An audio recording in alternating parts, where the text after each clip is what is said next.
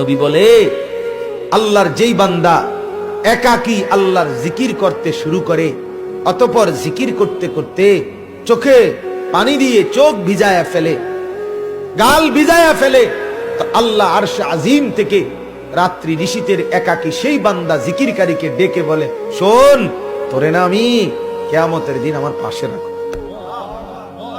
তুই আমার আরশে আমার লগে বইবি, মাতিস না, তুই কাঁদ, তোর চোখের পানি আমি কদর করলাম, যা।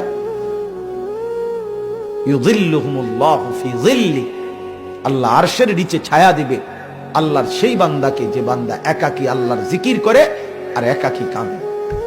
ফাফাদাত আইনা, চোখ ভাষায় কেঁদে কেঁদে।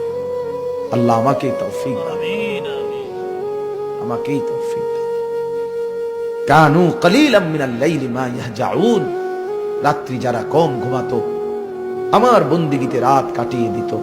আল্লাহর নবী সাল্লাল্লাহু আলাইহি ওয়াসাল্লামের স্ত্রী আম্মা জান আয়েশা রাদিয়াল্লাহু তাআলা আনহা, এশার নামাজের কিছুক্ষণ পরে নবী আসছে ঘরে। আল্লাহর নবী সাল্লাল্লাহু আলাইহি সাল্লাম কথাবার্তা সেরে বিশ্রাম করতে শুইছে, হযরত আয়েশা পাশে শুইছে স্ত্রী। কিছুক্ষণ পরে হযরত আয়েশা বলে, আমি হাত বাড়িয়ে দেখি আমার স্বামী আমার পাশে শোয়া নাই। চোখ খুলে দেখি তিনি আমার হুজরাতেই আমার পাশে নামাজের জন্য দাঁড়িয়ে গেছে।